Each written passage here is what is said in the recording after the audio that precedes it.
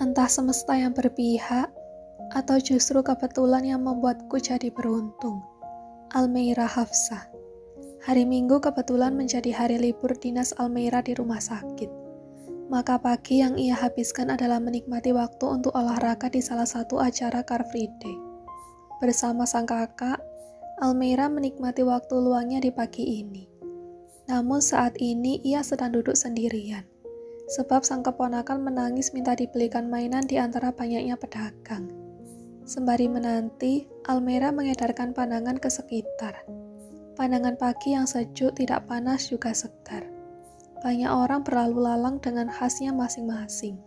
Si FD ini sebenarnya lebih banyak menghabiskan waktu untuk bersama keluarga. Juga merefresh kembali tubuh dan otak setelah bekerja dari Senin hingga Sabtu. Sampai matanya sedikit menyipit, mendapati tubuh yang sedang berjalan santai namun sendirian. Almeira langsung tahu postur tubuh itu milik siapa. Ia pun langsung tersenyum kepada lelaki itu, yang tanpa sengaja objeknya turut mengarah pandangannya kepada Almeira, sehingga mereka saling mempertemukan kedua matanya cukup lama. Dan yang memilih untuk mendekat adalah Hafif. "Assalamualaikum Mas Hafif." "Sendiri aja," sapa Almeira terlebih dulu. Membuka perbincangan ketika langkah Hafif sudah berada di dekatnya. Kepala lelaki itu menggeleng. "Waalaikumsalam, tidak sendiri kok Al. Saya sedang event di sini bareng tim." "Oh ya? Wah keren banget," saut Almeira begitu antusias. "Booth-nya yang mana Mas?" "Agak jauh dari sini Al, jalan ke arah kanan. Lurus terus dan di sebelah pedagang cilok itu ada booth saya," katanya mengarahkan. Almeira mengangguk beberapa kali, tersenyum kepada Hafif. Seru sih event acara seperti ini. Kebetulan event yang gratis juga dipadati oleh banyak pengunjung, jadi target pasarnya nggak begitu sulit. Justru menurut saya agak sulit karena yang di sini kan kebanyakan masih anak kuliah. Mereka lebih banyak menikmati kuliner ketimbang tertarik menentukan tema wedding. Kalaupun ada, ya sudah punya keluarga kecil. Event ini sebenarnya hanya untuk memperkenalkan jasa aja Al, tidak menarik konsumen sama sekali. Sambil bagi-bagi brosur juga. Barangkali ada keluarga atau teman mereka yang akan menikah dan bingung menentukan konsep wedding. Berharap bisa merekomendasikan half wedding organizer milik saya. Almeira menyetujui jabaran Hafif yang begitu detail dibarengi tawa manis. "Kamu sendiri gimana Al? Kok sendirian? Sahabatnya nggak diajak sekalian?" "Sia lagi sibuk Mas, aku sungkan mau mengajak calon pengantin baru pergi ke acara ini. Sebenarnya aku nggak sendiri kok, ada Mbak Ina, saudara perempuan aku yang pertama, tapi sedang mengantarkan anaknya beli mainan." Jari telunjuk Almeira mengarah kepada tubuh Ina yang berjarak cukup jauh. Mata Hafif pun mengikuti arah dari jari telunjuk perempuan itu. Kiranya sendiri, kasihan banget kalau sendirian. Setidaknya ada teman satu lah buat ngobrol. Tapi jujur aja Mas, aku lebih suka sendiri. Rasanya ruang gerak aku jadi nggak kebatas. Aku harus ngapain juga fine. Nggak yang sungkan atau gimana. Apalagi sampai harus mikir 2 kali. Aku terbiasa sendiri dengan apa yang aku lakukan, ujar Almeira ramah. Sekalipun ini baru pertemuan ketiganya dengan Hafif, setelah beberapa waktu lalu. "Terus gimana dengan rencana wedding? Sudah menentukan tanggal kan?" Hafif bertanya, setelah ingat bahwa Almeira telah menerima pinangan dari Atar. Tentu saja ekspresi Almeira benar-benar kaget.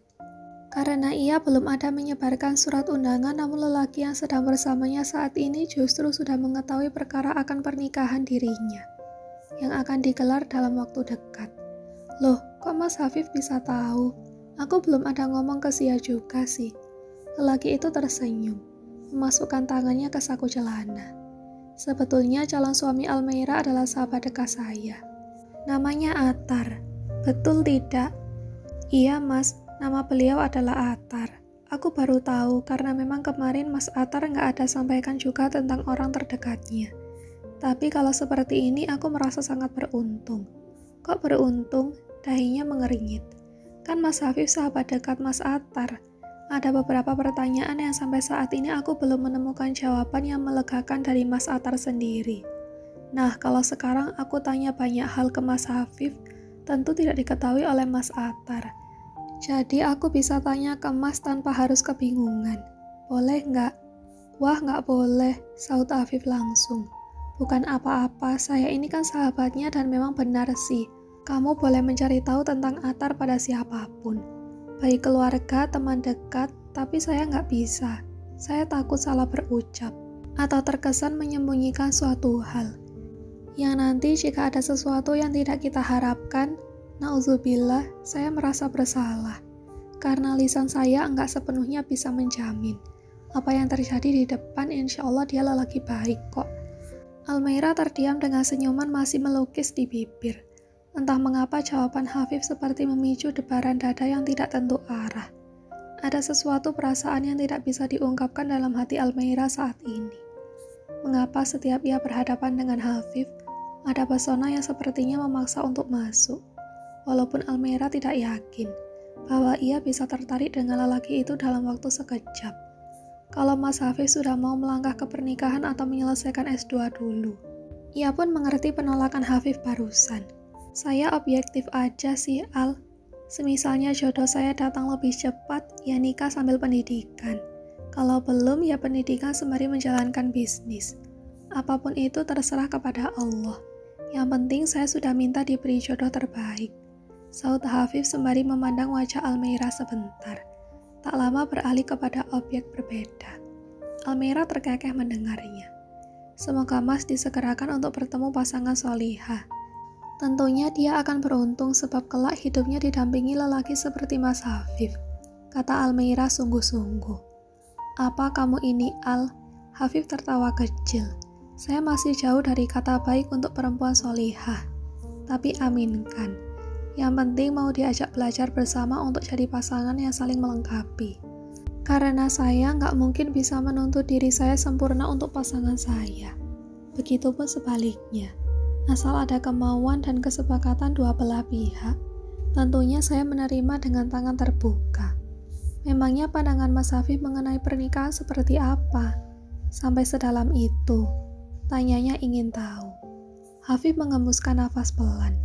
Sebenarnya saya berharap besar, juga meminta kepada Allah bahwa saya ingin membina pernikahan yang sejuk, damai, pastinya indah.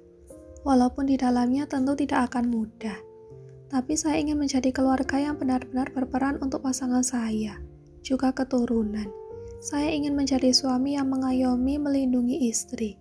Dan istri saya bisa memenuhi kebutuhan saya sebagai pasangan. Lalu saya dan istri bisa mendidik anak dengan baik. Penuh keridhaan Allah seperti itu, Al. Almeira sampai tertegun. Benar-benar mengagumi apa yang baru saja ia dengar dan dilontarkan langsung dari mulut Hafif. Apa yang lelaki itu sampaikan adalah idaman dari kehidupan pernikahan yang Almeira ingin wujudkan. Maaf, Al. Saya kok jadi cerita banyak ke kamu. Sekali lagi maaf. Seharusnya saya tidak lancang. Saya doakan semoga perjalanan pernikahan kamu bersama Atar benar-benar lancar. Penuh keberkahan.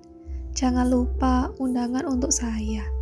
Insya Allah, Mas, kalau sudah dicetak dan siap disebarkan, pasti Mas Atar bakal kasih ke Mas Hafif kok. Kan sahabat dekat. Memang dekat, tapi tidak setiap hari ketemu juga. Saya pamit ya, Al, mau balik ke booth. Almeira pun mempersilahkan lelaki itu meninggalkan dirinya. Ia pun kembali duduk sendirian di kursi dekat taman. Sampai langkah Hafif benar-benar menjauh. Pandangan Almeira tidak sedikit pun beralih, dan ia bergumam, seandainya perempuan yang beruntung itu adalah aku. Dokter Almeira. Setelah terlibat percakapan di taman bersama Hafif, entah mengapa rasa penasaran di dalam diri Almeira semakin menyeruak. Jemarinya pun mengetik nama Hafif pada pertemanan yang diikuti akun Instagram milik Sia. Pasti sang sahabat mengikuti akun dari saudaranya sendiri. Apalagi keterlibatan hubungan antara Sia dan Hafif sangat dekat sebagai seorang sepupu. Dan benar, mata Almeira mendapati nama Hafif 94. Ia menampilkan foto profil dengan wajah sama seperti wajah tadi pagi di saat mereka bertemu. Tidak banyak postingan yang ada di akun tersebut. Hanya 3 foto dan 1 foto milik Hafif sekitar 2 tahun lalu. Ia pun segera mengikuti. Akunnya yang tidak dikunci dan tidak lama Almeira mendapatkan pemberitahuan bahwa Hafif 94 mengikuti dirinya. Ia pun merasa aneh sendiri.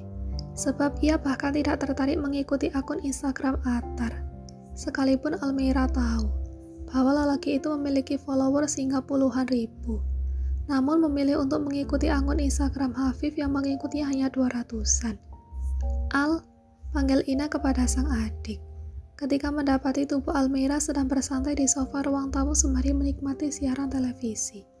Kepala perempuan muda itu menoleh ke sebelah, ke arah sang kakak. "Kenapa, Mbak? Mau ngobrol?" "Ya udah di sini duduk," perintah Almeira kepada Ina. "Al, Mbak baru baca artikel dan itu teman Mbak yang kirim. Katanya Atar pernah punya hubungan asmara dengan artis muda Indonesia. Itu nggak apa-apa." Seketika fokus Almeira benar-benar teralihkan dari handphone. Matanya mengarah kepada Ina kembali.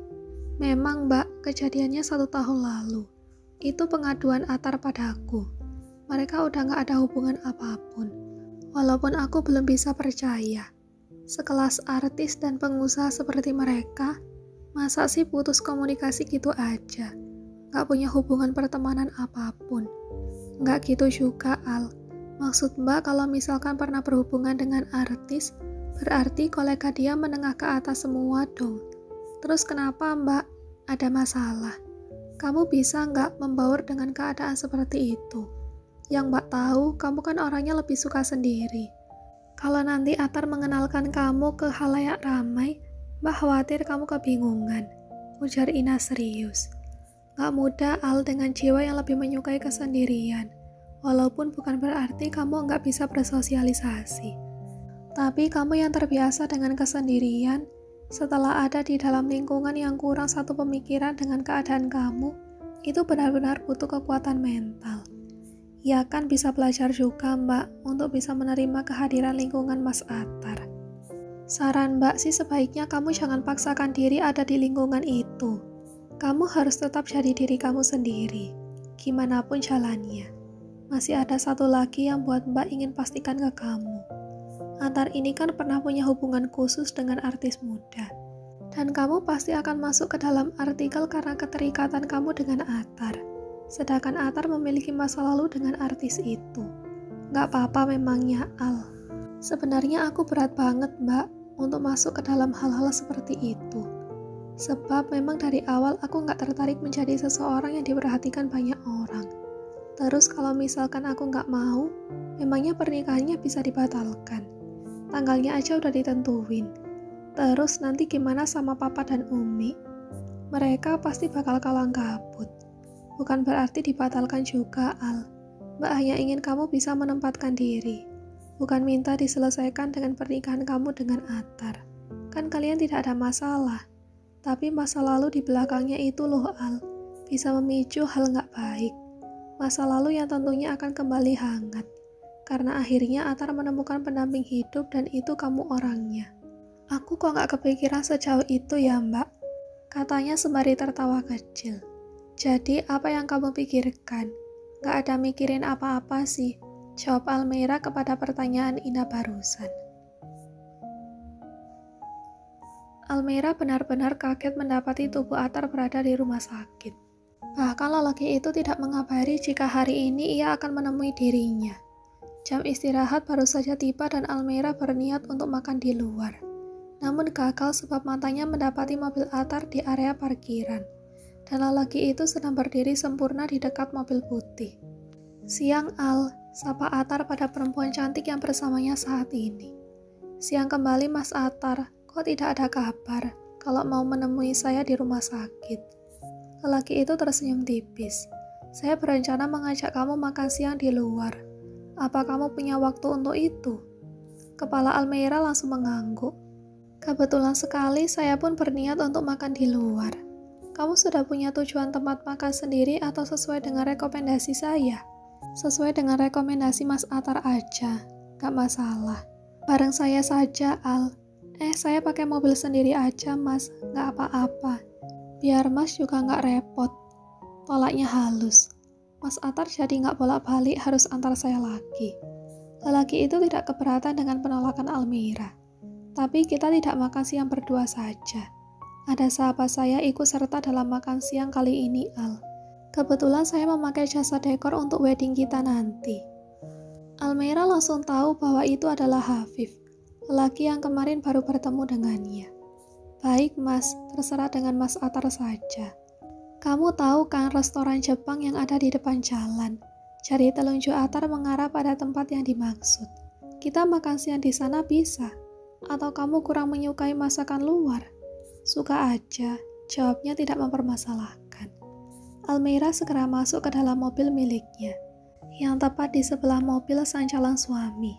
Entah mengapa lelaki itu sepertinya tahu bahwa mobil hitam Fortuner yang terparkir agak jauh dari pintu utama rumah sakit adalah mobil miliknya.